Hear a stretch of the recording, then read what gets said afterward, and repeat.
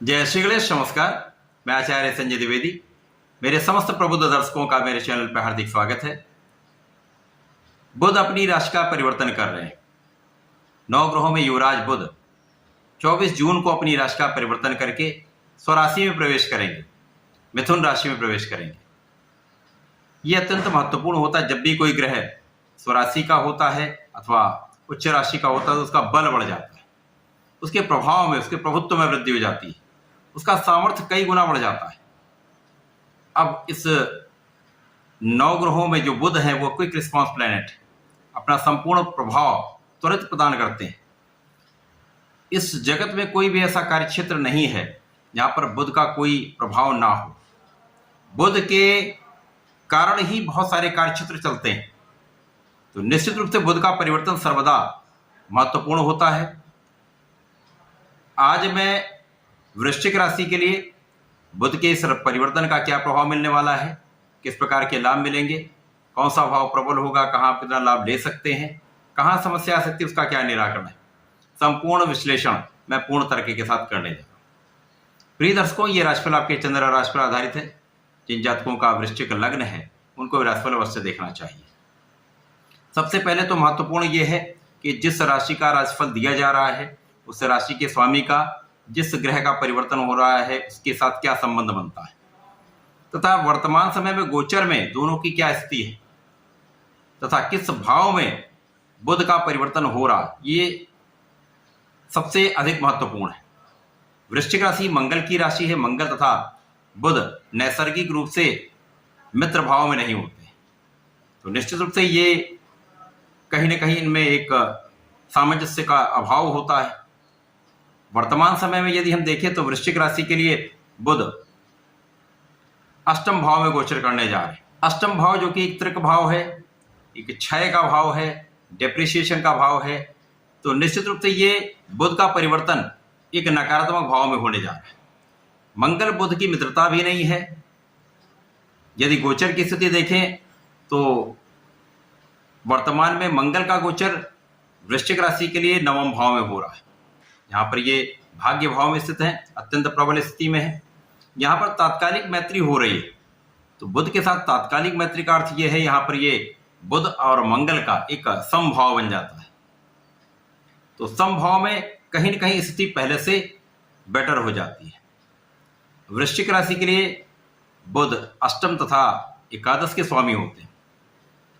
अष्टमेश लाभेश का गोचर अष्टम भाव में, निश्चित रूप से ये एक कहीं ना कहीं एक कमजोर भाग है।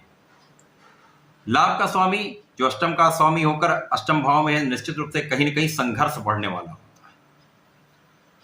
क्योंकि इस जगत में जितने भी कार्य क्षेत्र हैं, चाहे वो वाणिज्य से संबंधित कार्य हो, ज्ञान से संबंधित कार्य हो, शिक्षा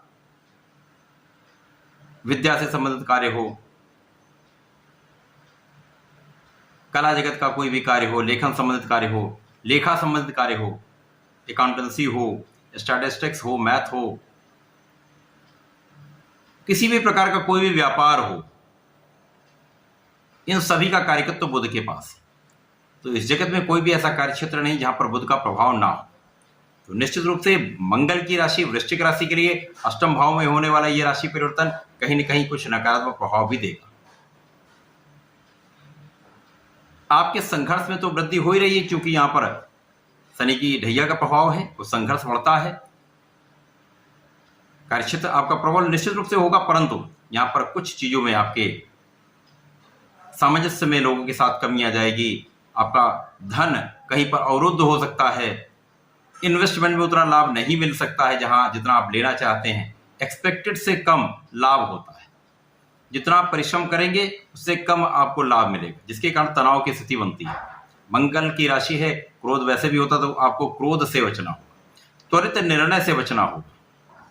अब यहाँ पर यदि हम ग्रहों की स्थिति देखें तो अष्टम भाव में जो वृश्चिक राशि के कारक सूर्यदेव हैं, जो 9 ग्रहों में राजा हैं, उनका संयोग बुध के साथ अष्टम भाव में बुधादित्य योग बना रहा है। यहाँ पर बुध का भद्र योग भी बन रहा है, परंतु इन राजयोगों का लाभ तभी अधिक प्राप्त होता है जब ये अच्छी स्थिति में होते हैं। ये केंद्र में हो अथवा त्रिकोण में हो, लाभ भाव में हो, इस प्रकार से यदि इन भाव में ये होते हैं तो निश्चित रूप से लाभ की वृद्धि करते हैं। कई सौ गुना इनका प्रभाव बढ़ जाता है। इन राजयोगों का संपूर्ण लाभ आप ले पाते हैं, भाग्य का पूर्ण साथ मिलता है। परंतु यहाँ पर स्थिति विपरीत है, अष्टम भाव में होकर निर्बलता आती है।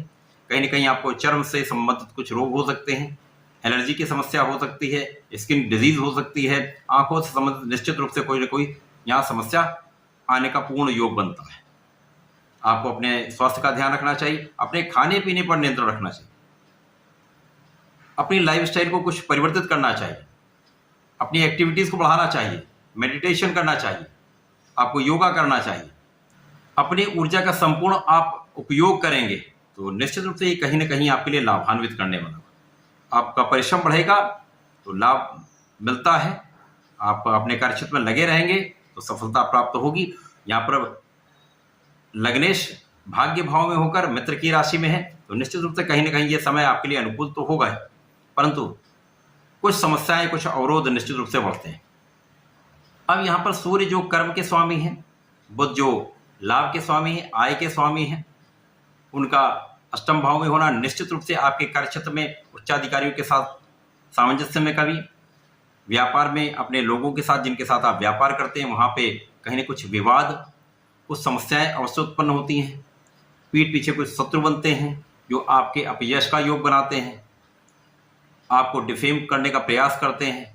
व्यापार में उतनी गति नहीं प्राप्त हो पाती जितना आपको मिलना चाहिए। तो मंगल की राशि वृश्चिक राशि के लिए कहीं ना कहीं ये एक नकारात्मक भाव है। यहाँ आपको सावधान रहना चाहिए, अपने स्वास्थ्य का ध्यान रखना चाहिए, विवाद से बचकर समझदारी से काम करना चाहिए। इस समझदारी से आप काम करेंगे तो भाग्य का तो साथ मिलेगा, जिसके कारण आप आगे कार्यक्षेत्र में प्रगति अवश्य करेंगे। परंतु वर्तमान में जो गोचर है उसके अनुसार निश्चित रूप से आपको यहाँ पर ध्यान देना होगा। यदि आप ध्यान देंगे तो लाभ मिलेगा। वृश्चिक राशि के जातकों को नियमित रूप से भगवान शंकर मोचन की शरण में रहकर हनुमान चालीसा का नित्य पाठ करना चाहिए, अपने एडिक्शन से बचना चाहिए तथा यहाँ पर गणपति स्तोत्रम का यदि नित्य पाठ करते हैं तो 100% समस्त संकटों से बचेंगे, लाभ की वृद्धि हो जाएगी, कार्यक्षेत्र में भी प्रगति होगी। तो ऐसा करके इसका लाभ लें। धन्यवाद, नमस्कार।